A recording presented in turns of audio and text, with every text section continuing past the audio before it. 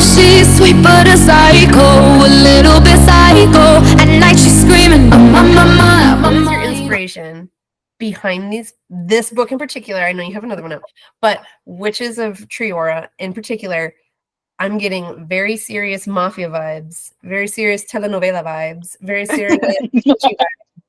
Like the whole thing in Italy. Please, everyone loves Italy. Like, how did this come out to be? Sure. So majority, I have actually 3 book series that I am in the middle of writing. Which Triora is actually the last one I started. I started that in January, and all 3 books are already finished. So I'm a power writer for sure. But that one I had a dream about back in like 2020. And I've always kind of been obsessed with like the witchy vibe and things of that nature.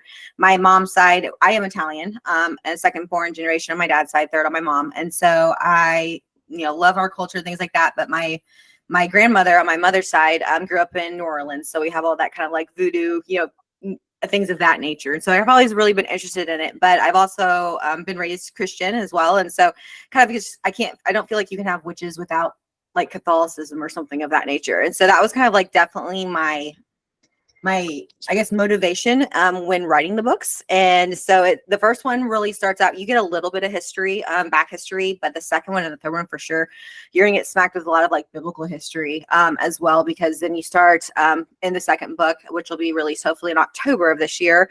I start introducing the 7 sins, and so you have like Asmodeus and Leviathan and Lucifer and Satan and all of those characters, but I rewrote it to where they're the first 7 fallen angels. So the first 6 that fell with Lucifer. And so you're going to get like back history from Moses's time, all kinds of things. The fated mates thing kind of comes into play because I know people love that. I actually explain what a fated mate is. I have never personally read, I don't know if you have, but I've never read a book where they tell me like what makes you a mate. It's just something that like, universally happens. I don't know exactly what makes it. So I actually kind of constructed from what my brain would make sense of it and why they are mated and how that works. So yeah, I had to do like a lot of historical research, and I'm not Catholic. I'm non-denominational, but like my grandmother on my father's side is Catholic. So I've been raised still with some of those similarities, but I even had to go research about that because I definitely wanted to be accurate historically moving forward. And even like, the names that the deserts were called and territories were called back in Moses's time and the biblical times and things of that nature, because so many things has changed since then. So I'm definitely like one of those people, you'll never pick up my book without having little bits of hints of like history in it. So I love like the intertwining of that with fantasy for sure. So question, hold on. Backing up just a little bit. How are witches and religion and Catholicism always together for you? So me like growing up, like I was always told, like witches are bad, blah, blah, blah, but that was always something I was to do. So for me, that's how it made sense, because it was always like, you always saw, the exorcisms, who's always doing it. It's a Catholic. Well, the thing with like the witch burnings and stuff like that, like it has everything to do with the pilgrims and all the things that happen there. So, or Protestants. But I love that idea of like, in your mind, witches equal witch hunters. Like they are like the same. That's really cool. Excuse me, I have a little bit of a cold. Because I love your take on witches. Witches are done all the time, and I am super big into witchy kind of stuff too. But my witch lore has to do with that earlier settler era kind of Protestant stuff versus this really interesting world you've created in Italy with a mafia vibe and nonas and Italian food and like all. It's that movie. What's that? I couldn't get it out of my mind. That 365 days. Yeah, days like that. Well, I mean, perfect. Number one, she's absolutely beautiful. But the whole vibe was like, obviously not that movie, but just that I could kind of transpose those ideas onto the book a little bit, which I have never read before. So I really, really like that your book was kind of a breath of fresh air. Has anyone else had experience with witches and mafia vibes or anything like this before? No? Because I didn't even I've had that review multiple times now, and I wasn't even thinking about like the mafia connecting with it. I actually, because like witches, I kind of want to take a different stab at it.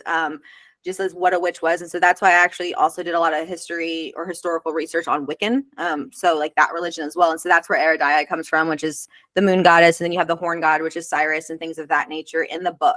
And so a lot of those things, a lot of like the elements they use, the different kind of practices they use is from Wiccan religion. And that's how I just want to take it kind of like a different approach in that way, incorporating the vessels that they were reincarnated every 300 years and tying that in with the fated mates as well. So yeah, but yeah, that's so funny because I literally like, really cool. I guess you can't have, I mean, I remember growing up and as soon as I said I was Italian, they're like, everybody in class was like, oh, you're you related to the mob? Like that's, I guess you can't have one without the other. Is that, maybe that's my American ignorance and that I have absolutely no cool culture. I'm just white. And so to have Italian like mobs, mafia, obviously, but like, and then to have the covens felt very Sopranos-y, like kind of had like, I don't, man, is that my white privilege? I mean, it's kind of, you have those different levels at that point. So it is what it is. Yeah, it's funny because like I said, a lot, if you read the dedication in the back of the book, like a lot of the names I use, Francesca, Isabella, Gabriella, those are actually my cousins. The Nona is actually referred to for my grandmother on my dad's side as well. And so she's like, and I didn't mean to at all. I just started writing that character. I'm like, God, that saying, I feel like I've heard that before. Where have I heard that? And then like halfway through the book, I'm like, oh my gosh, I'm writing my grandmother as a character. So, and again, she's the Catholic one. So she's like, oh my God, you put me in a witch book? Oh my God. She's freaking out. Don't tell anybody. I'm like, no, you're going in the dedication. That was one of my questions for you is that I saw at the end that your Nona really heavily influenced your book. Has she read your book? So at first she's like, because she knows I'm not Catholic. So she's always one of those, I'm again, non-denominational. So the differences, are a little bit different, but she's always been trying to be like, Catholic's the way. And so like, when I told her, she's like, I'm not going to read if you bash the Catholic Church. I'm like, I didn't at all. No. Like, actually, you know what I mean? Like I put a lot of historical accuracy in it. There's more to come. She's like, oh, like, I mean, like legit, this was like just a conversation we had last week because her brother-in-law read it and she's like, oh my God. He's like, oh my gosh, I didn't realize Jessica knew so much about the Catholic Church. She's like, wait, what do you mean? But no, I mean, she's like, she buys the books. She shows up to all my signings. I mean, she's definitely like my person for sure. But yeah. So, I mean, and the spicy scenes, I'm like, oh, let's just skip those chapters for sure. I'm going to have to like go through and like tab them all for sure. So, an author online put like a picture on top and was like, they hug a lot more. Closed door, please. On all the pages. So actually, I mean, we will speak in codes if we really want to, but we kind of as a group spoke about the book and mentioned more than once, like the spicy stuff. I like how you did it. Like, I like how it took them a minute. Because I was like, guys, like, what's up with this? And then I realized it's because so many other books that I'm constantly just ingesting, they're like hooking up at 50%, but yours is taking a little slower. And I'm like, what's going on? And then I realized it's slower. Yeah. No, and like that, I mean, there was definitely reasons for that. So like, because my husband, he also, so when he read my first book, Awakening the Dark Throne, he got to the spicy chapter because there's only one incident in that one for book one. And he was like turning red. And he's like, I don't understand why you have to write these spicy scenes. Like what? And I'm like, well, for me, it's like a natural progression, right? So like, I want to make these books as realistic as possible. And that's why a lot of times, like in my books, unfortunately, like spoiler alert, like people that you love are going to die and things of that nature, because it's not realistic. Like I always, with ACOTAR, like it's not realistic that like all 10 of them or 9 of them, however many there are, go into a massive battle with all these massive players on the board and they all survive. Yeah. I mean, like how many times has Cassian and Azrael like gotten just messed up completely? You know what I mean? Like, so to me, it's like, that's not realistic. So I want my flow to be realistic. And so therefore, like, intimacy is eventually that ending that we all have, I'm not speaking for everybody, but we all have experienced, at that point, that's a beautiful relationship. And with her, it took, which is a Triora, it took Seren a little bit longer to get to that point, because also she was battling with the fact that she had made a commitment her whole entire life to be a nun. And so now she's trying to rewrite, and I had to, I wanted to progress the, because again, being a nun, I'm sorry, to me, that's boring. Like, especially when you're reading this type of book. So I'm like, apologize. It's pretty boring. Yeah. So how do I make sure that time frame is long enough to where it's realistic, to where she's like, oh, none today and ho tomorrow. You know what I mean? Like, how do I make sure that time frame is realistic, where she's working through all these things, where she's, because I don't know about you, but like my certain experiences with religion, it has like, there have been certain things that have been like bashed into my brain, save yourself from marriage, blah, blah, blah, blah. And if she's a nun, she's been told her whole entire life, you don't get to have sex. That's a no. You're married to God, blah, blah, blah. So again, I had to make sure that progression was long enough, yet we got to the meat of the story to where you saw her, physically, maybe she wasn't mentally reacting, but her body was definitely reacting, like the pool scene and things of that nature. So, I mean, there's definitely those things. So I had to make sure that, again, realistic, but I was making sure to cover everything of the backstory of the main character. Well, I really appreciated it, and it definitely worked. I just had to be called out on it because it is not the norm in the books. Because every person, I'm going to assume when I speak for most of us here, we're all into the spicy romance books, and so we all know what I'm talking about. Yeah, I mean, I'm like, gosh, if I have closed door romance or if it gets too long, I'm like, oh my gosh, come on, like I need that. That's like one of my, spoiler, like there's a love triangle in this book, and one of my street teams is like, why don't you just make them all three together? And I'm like, what? Yeah, she's like, that would be hot because I can't decide between the two anyway. So let's just like wrap it into play. The teams. We have not a single person here has dedicated themselves to a team. I don't know that, and I think it's okay. I like that for us. Just wait for the book too, because I'm throwing a whole bunch of everybody's love life. Okay, well, so that's what everyone is like. There's an unseen player. Satan's involved, and we need Satan in here, and there's the theories, the wild theories about it. I'm ready for the theories. We'll blow them away for sure. I really hope that we get to the theories at the end, because I have another question for you. All right, so my other question for you is, I noticed that you said that you have a best friend like Frankie, and they heavily influenced your book, and I want to know, are you and Frankie also, your Frankie, a formidable force, the same way Saren and her Frankie are? Oh yes, for sure. She was the first person, like, honestly, that because I got married last year. I mean, she's been my friend since we knew each other in middle school, got close in high school, and then we had like a kind of a break apart. Like, not that we broke up, but it was just like a phase where we didn't talk, and then we rekindled about 5 years ago.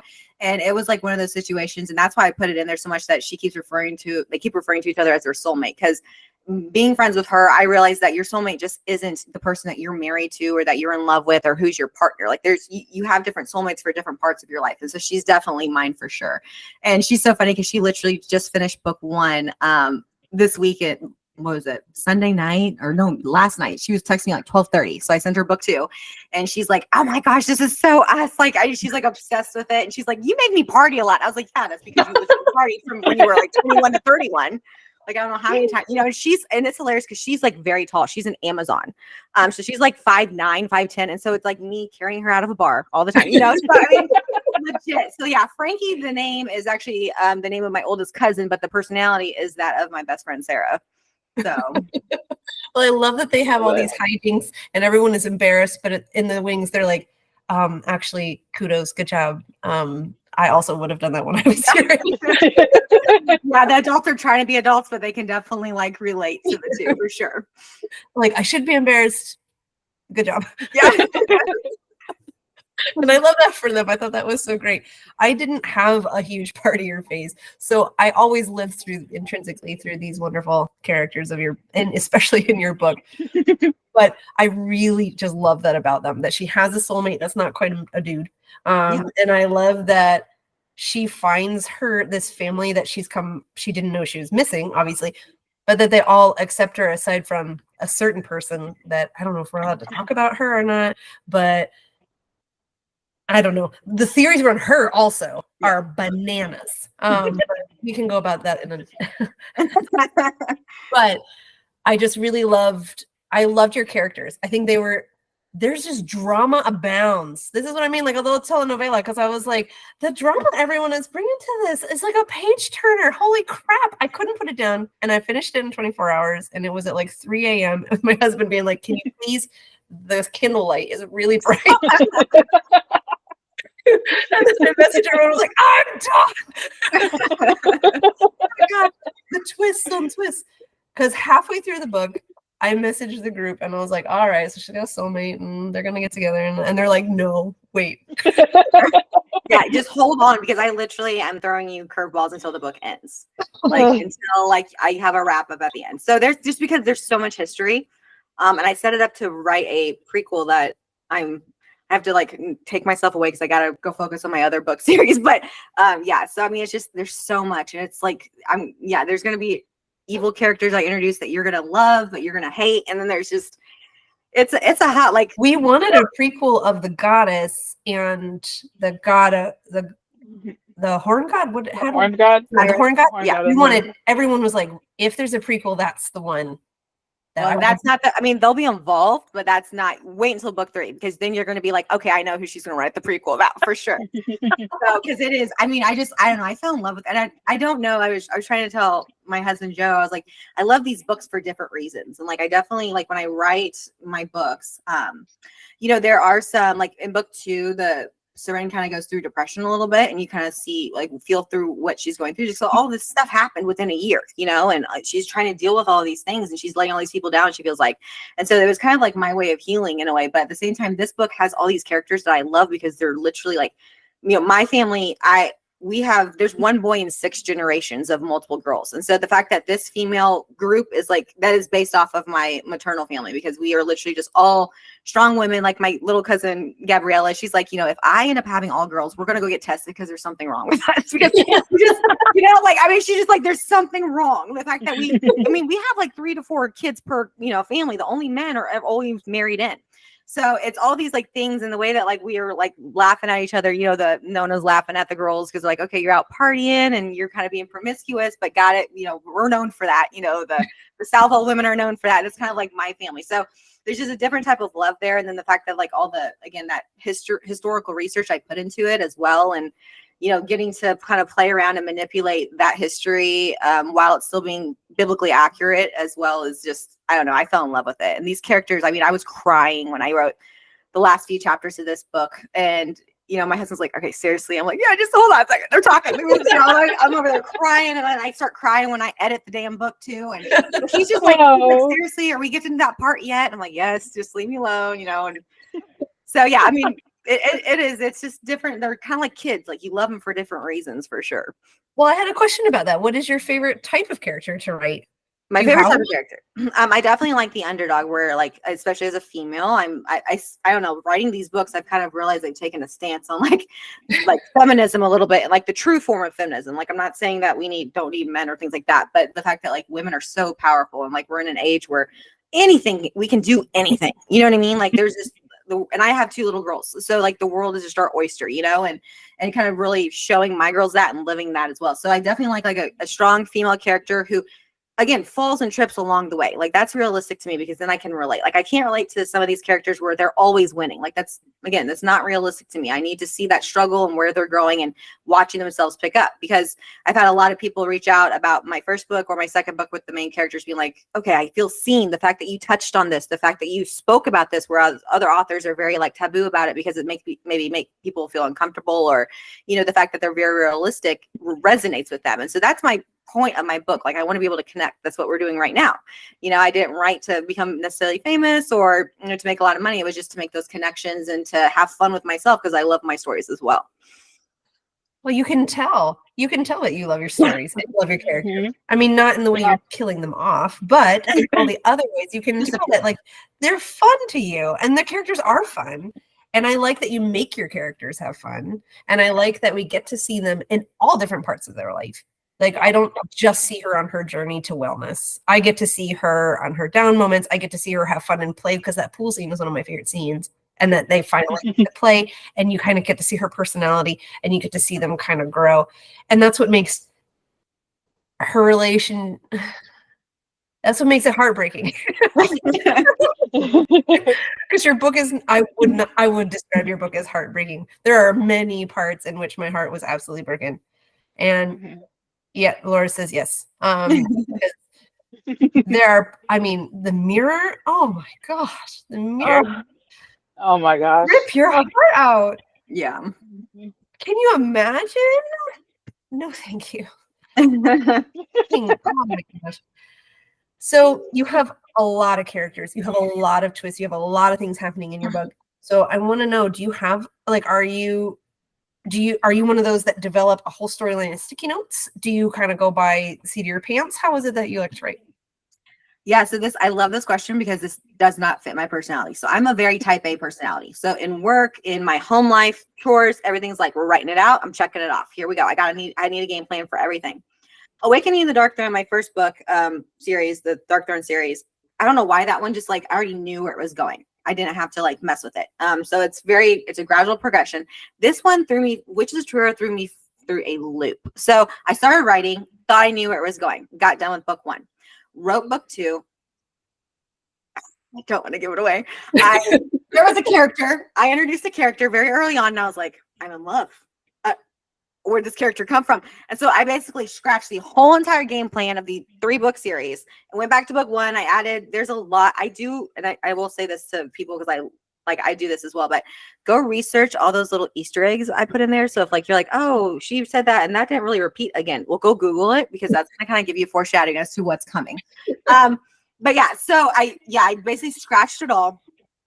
I went back to book 1. I restructured a couple of things, added in some Easter eggs to allude to book 2. Got halfway through book 2, and then I was like, I hate this. I don't like the pacing.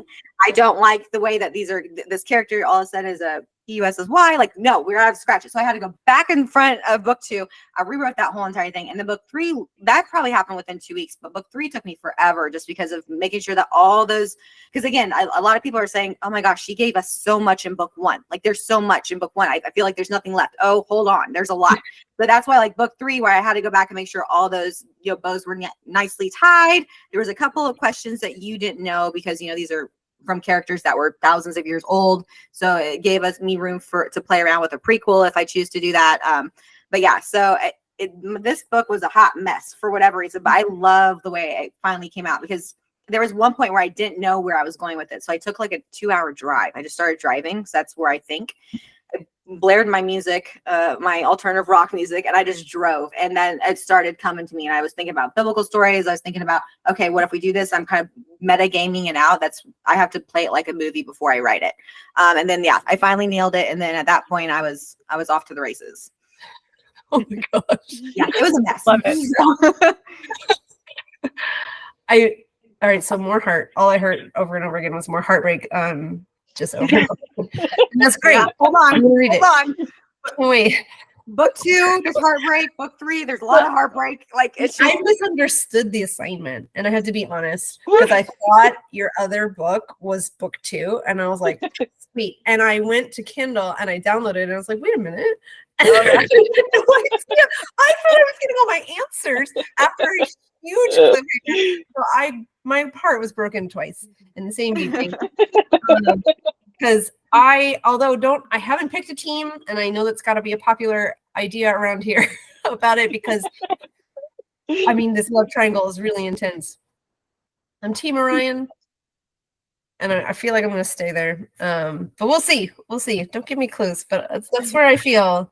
Yeah, my beta readers, I had a couple of them that they were like, they live in like Washington State, and so they were messaging me like 3:00 in the morning, yelling at me while they were reading the second book. They're like, "Why are you doing this to me? I cannot handle like this." I have recordings saved of this. My one friend, because she's just like, "I can't do this." Like she looks wrecked.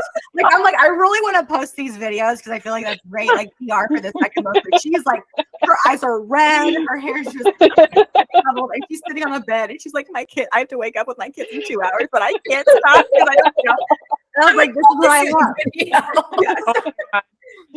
Oh my gosh. Yeah, because I feel like with the first, I'm not a huge cliffhanger fan, and I didn't do this intentionally, but that's just kind of how everything played out with Witches of Triora. Like legit, book 1 ends on a cliffhanger. Book 2, it has a cliffhanger, and you're about to start another journey where you kind of know where it's going, but you don't know what to expect. And then yeah, my first book series doesn't it kind of wraps everything up. It gets you excited for the next book, but yeah, I don't know. Again, this Witches of Triora was totally something different for me, but I loved it. I'm completely in love with it, and it possibly is my favorite book series I've written so far. So, well, we love it.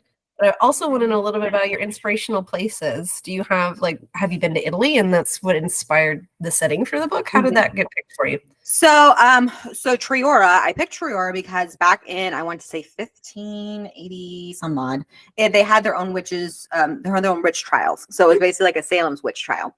And the city is very small. It's up in the mountains and it's known for their witchery. They have a whole month dedicated to that. And so it was basically like 2 years of these women, basically like their crops went dry. And so they had to blame somebody, kind of like the same thing they did in Salem, where they had to blame somebody. And so they picked a group of healers, females who were healers and widowers. And they said, oh, you're witches, you're witchcraft, you're worshiping the devil. And I think like 9 of them ended up dying. And so it was like a 2-year process. A couple of them were in prison for the rest of their lives where they died there as well.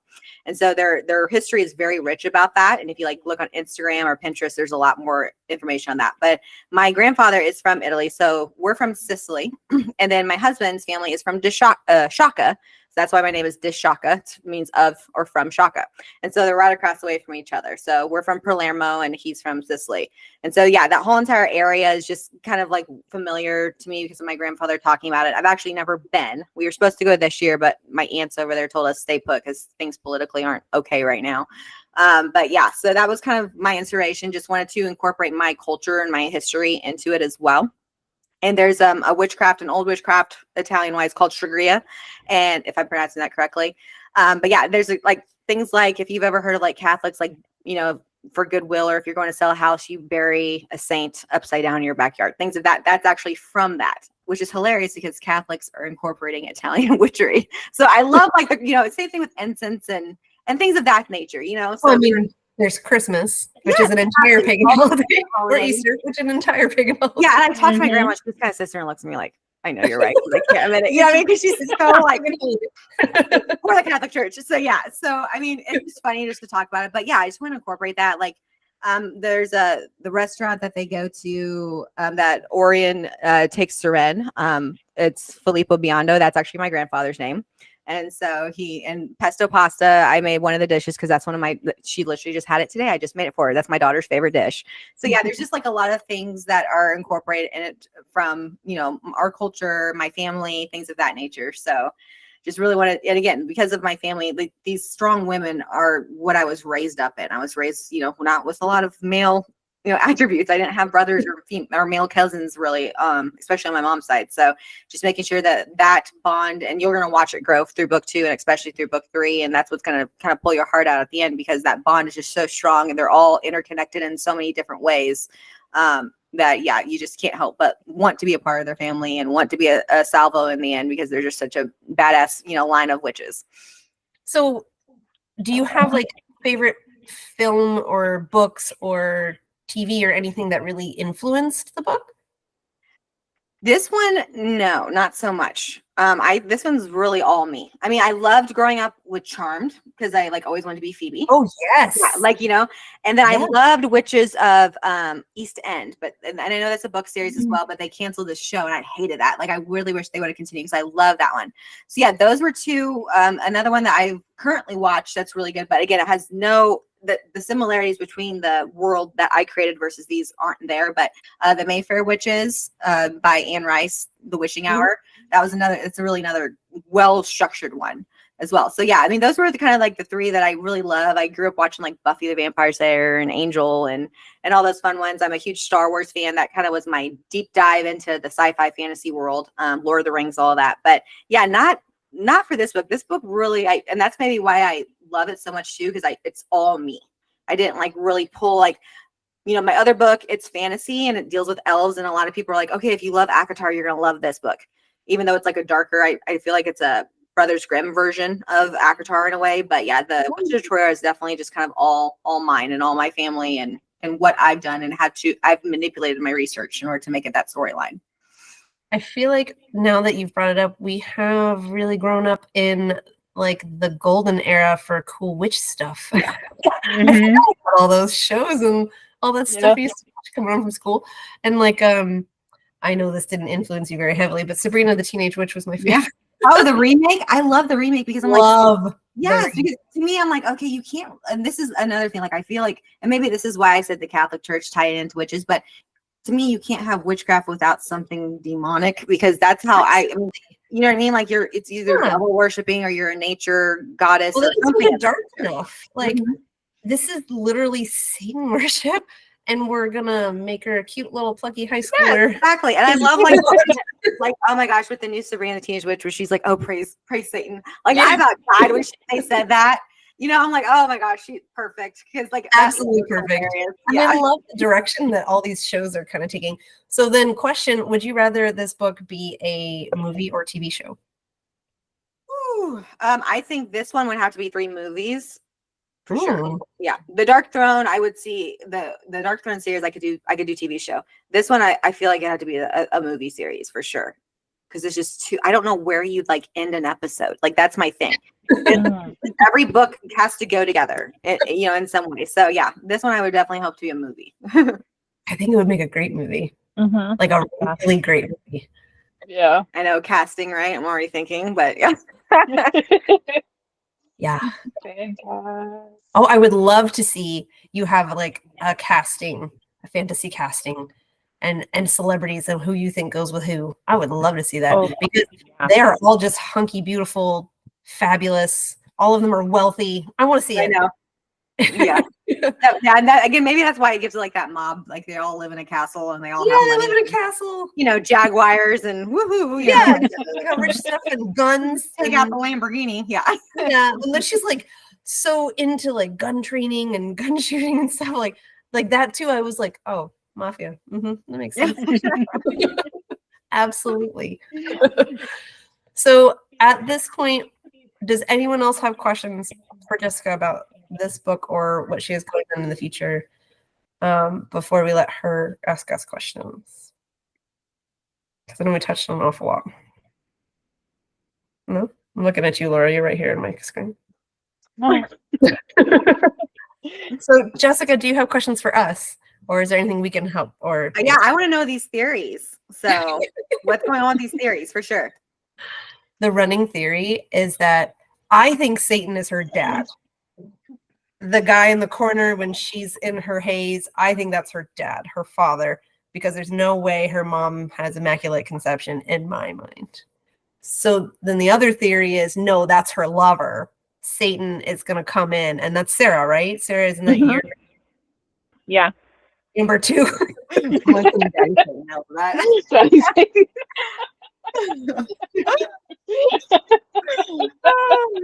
Excuse me. Okay, but that can also be her lovers. So it's like a lover little square of lovers. Yeah. With Satan and Tony and Ryan and yeah. And so those are the lover theories for sure. And then the theories with her mom. There are theories that her mom isn't evil. Her mother is playing and she really loves her and she's going to save her. I read that somewhere. And we don't know if Tony doesn't need a redemption arc. He's dead in my mind. He's done messed up. Over. And then messing with my Bond moment with a mirror. Oh, I know. Yeah. That's But, really here's the thing though. So, like, little spoiler alert, you guys know the reason why Tony did what he did, right? Of course. Yeah. And so that is going to come full circle as well. So all of the things that you guys are saying will be pretty much answered in book 2. So you won't have to wait for your answers there. But then after book 2, you're gonna have a million other questions. But yeah. So, and again, I told you, like, if you go Google, especially in the chapter, I think it was the end of chapter 1 about the thing in the corner. If you go type that into Google, that's going to answer your question. So who's doing this homework? Yeah, you're getting there. You're like tickling it, but you haven't gotten all the details yet. Because there's the horn guy. Is that what we're referring to? Yeah. You remember how what it kept doing? It was shifting.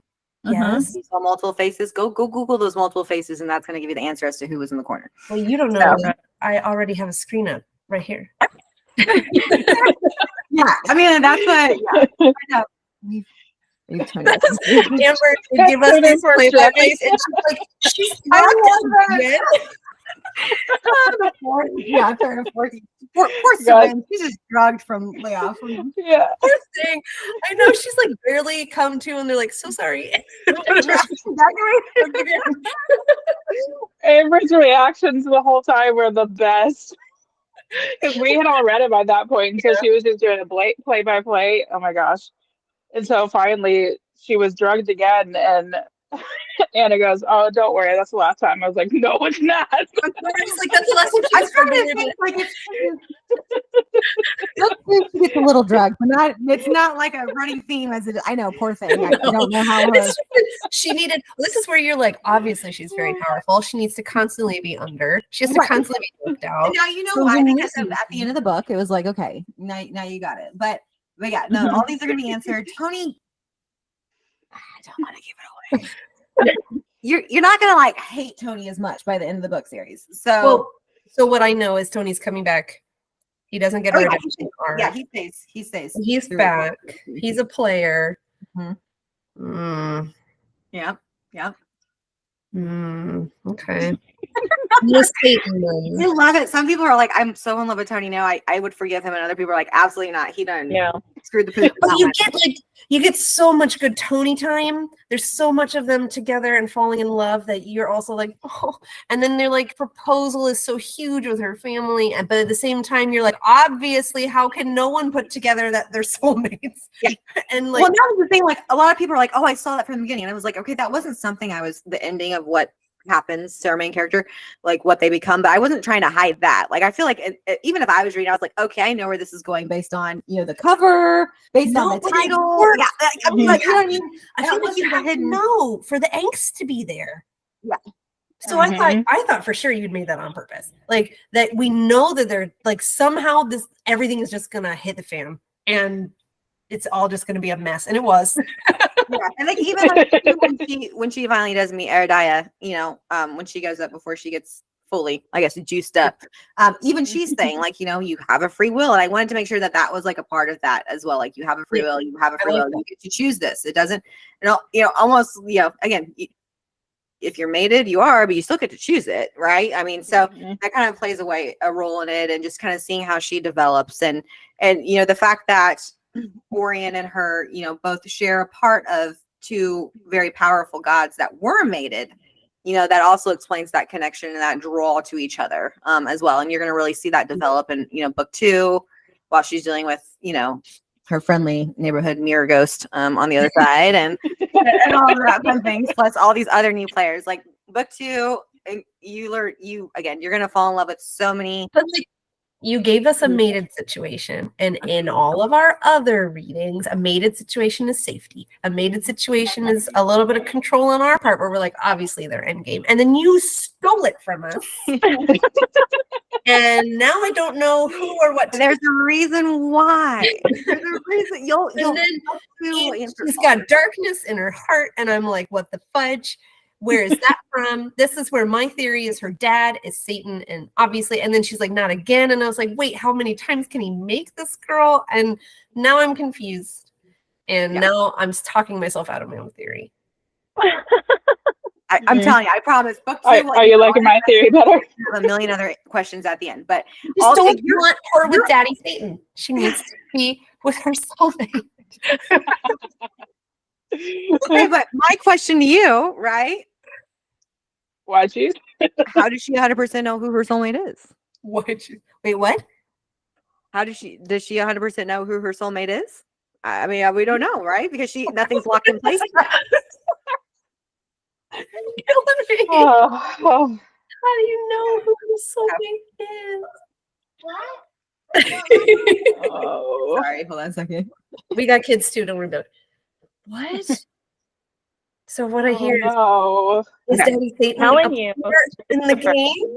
Yeah, I'm just letting you know. Like, I don't know. I mean, you're just gonna have to wait. Like, because again, I told you before as well too. Like, you're gonna be the next book, you get introduced to a lot of new characters that you're gonna absolutely fall in love with. Wow. I mean, and this was also another thing where I was wanting to make sure that all these characters were well enough developed to where you got, like, again, emotional connections. I hate it when you just have this character that just keeps showing up and doesn't really do anything. So yeah, I again have a lot of different characters that are going to be introduced into book 2 that you're gonna end up falling in love with, and then again, you're gonna have a whole nother questionnaire, I guess, of questions. But yeah, I'm just just hold on, go Google those little Easter eggs I put in there, and so much more angst. Love it. It's good. It's good, but my mind. So good. Well, and it's hilarious because you were literally like, you're tickling on a lot, but you're missing like, again, I wanted to make sure that in my development of this book series that I didn't give it away too much. Like I do appreciate like those soft books that were I'm like, okay, I already know where this is going, but I'm going to read it because it's like a really well developed story. But yeah, this one has, again, it has so many wrenches. I didn't mean to put it in there. It just, my mind kept going and they just kind of developed that way. So I promise you, I'm not trying to ruin lives, but it kind of ended up that way. So my poor friend Elise in Washington, she's just wrecked. So she's waiting for book 3. I'm in the middle of editing it. So she's like, give it to me now. Oh, nice. So I know there are some, if I could be on your Google Doc and just read it as you write it. That would be fun. Right. That's what my best friend Sarah, she's like, I love the fact because she's already read through. I'm going to shut the door. Give me just a second. Sorry. It's okay. You ever have those where I'm like, I will read it. You delete it and you write it back and I'll just do my whole Let me just watch. Sorry about that. But yeah, plunk it out. That's fine. no, she literally Awakening the Dark Throne has 5 books and she's through 3 of them and she's like, when are you gonna do the 4th one? You know, so I mean she's like, she gets all the goodies ahead of time. But yeah, so Don't you love that? It takes you so long to write. We read it 24 hours ago. Where's more? exactly. No, Yeah. it's true. And it's, well, again, book 1, I think book 1 of which is true. I'm a teacher by day. And so I literally wrote it 1 week over. We had a bunch of snow days. And so I just blew through it. I'm kind of a Stephen King writer where the characters don't shut up until I get them on the page. So yeah, that one was super easy. Book 2 took about 2 weeks and book 3 took like 4 months. So yeah, it's been a, That's amazing. yeah. Amazing.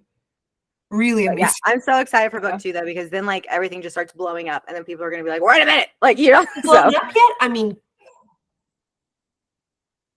has it not blown up yet? no, but book 1's very passive compared to book 2 and 3. Even in book 3 at the end, like the ending is like the ending of book 3, like you're gonna cry, don't get me wrong.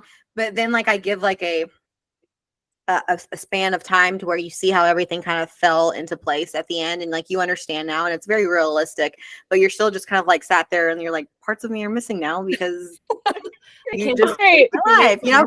And then you're like begging for this. I mean, like, but at least the person that has read it, she's like, okay, I definitely need that prequel because even though I hate these characters, I need to know. I'm obsessed with them. So it's just like, yeah, it's just there's a lot of different moving parts, but I can't really explain it all. But yeah, I wish I could just tell you what happens. Like, No, it sounds amazing, and I can't wait to read it. So the only other question everyone really wanted to know was when does the next book come out? So that's October. yes. So my plan is October 16th on Seren's birthday. So Yeah, you are setting us up really nicely to have our heart. Yeah. Yay. yeah. Just what is I that? love that friend. Grandma. Yeah, and it is. Like, I mean, like seriously, the way that these books felt like kind of played out, like it's just, I don't know. Again, that's why I love it so much. I feel like because it's something new. That's a struggle because a lot of people, like even when I released Awakening the Dark Throne, that was my debut novel. A lot of people were like, "Oh, this has been done, but this is different." So I appreciate that. But with fantasy, that foundation is already built. You can't really modify it like you can sci-fi. Sci-fi, you can be like, "Okay, this gun works on this crystal. This crystal is attached to that planet. That planet has." Totally right. You know what I mean? It's but fantasy, if I say dragon, we're all going to think of something similar. Yeah. Or if I say elf, same thing. And so that's why this one is just like a little different. It's more my pride and joy because again, I feel like I really did. I didn't glean, like we were talking about, I did not glean any inspiration from any other book or movie, things of that nature. I gleaned it from the research I did on the different religions and things of that nature, but the character of development, even the storyline, I don't feel like there's anything out there, at least that I've read that even comes close. So it's kind of more my pride and joy because it came all from me. So Great. oh, I think you're muted. You should be immensely proud of your book because there is absolutely nothing like this, which I think is just fabulous. And I can't wait to read your next one. Thank you. I appreciate it. Yeah, I think ARCs will be coming out for that most likely beginning of September. So for sure, I'll be posting that on social media and whatnot if you guys want to grab a hold of those. But I don't think anyone's going to turn that down. I know none of us are going to turn that down. Yeah. I think yeah, it's like currently being edited right now. So I'm excited. So. Well, thank you so much for the box. This is so I fun. think that a few people had to drop out. I know we all have like bedtimes for our kids around this time. Yes. They should have given us a number before they had to go. We should have done that in the beginning. Crystal was so sad. she had to work last minute, and she was like, "I want to make it." No, this has been so fun. I love talking to you guys and like hearing all your theories and the fact that you guys are like so close. But I think the little extras are you're gonna be like, "Whoa, did not see that coming." So. Thank you for confirming. Our last author is so sweet, but her poker face is so amazing. I was like dying. So thank you for giving us a little bit of detail. Well, that's the thing. Like my friends are like, "You're not gonna make any money because you're giving everything away," and I was like, "I don't care. I'm not looking at this for money. I want to talk about it." Like, I gave my friends. They're my friends now. I've never seen them in real life, but they're on my street team in Washington. And I was like, "I need you guys to read these books because I need somebody to talk about it." Because my husband, he's in like the movie business, like he does like production and stuff like that. So he's not a reader; he's a watcher. And so I'm like, okay, I need somebody because no, you absolutely do. You're totally right. You need someone to definitely think it through, but also to nerd out about with it. You're absolutely right. Exactly. Have someone that's at 4 a.m. going, what? I have her videos, and I'm just like, I really just want to make a reel because I would perfect advertisement for this book's gonna wreck you. He's like, I'm feeling this way. I know this, and I can't do this, but then there's this guy. Like, I mean, she's all over it. So, oh my god, oh Lord, it sounds fabulous. All right, let me show this beautiful PR box. Okay, so. Do this. Okay. On your head? Trying to see on my head. There you go. I love it. Right on the table. We have these beautiful stickers. I have. Yep. I love your hat. I know my hat is great. This is here we go. Book hangover candle. Oh, there. Now I'm going to pull this out because it's breakable. I have the mug. This mug. Love it. Love it. Love it. Beautiful. Amazing art. Oh, your cover art is gorgeous. Oh my god. I'm obsessed with that cover. Love that cover. And then not one, but 2 signed books. Oh my gosh, you spoiled us. No, I was so excited. And then we also have the bracelets from Crystal. She is mailing those out tomorrow, but they are just like these, but they're going to be purple to match the cover. And then they have little phrases from the book. So I'm super excited about those. And there are bookmarks that correlate with the book inside the books too. So yes, there's even more That's text inside there because she is awesome. Yeah. Okay. Let me look in there. Jessica, are you doing any conventions or book signings or anything? Number 3. And it is. Yay!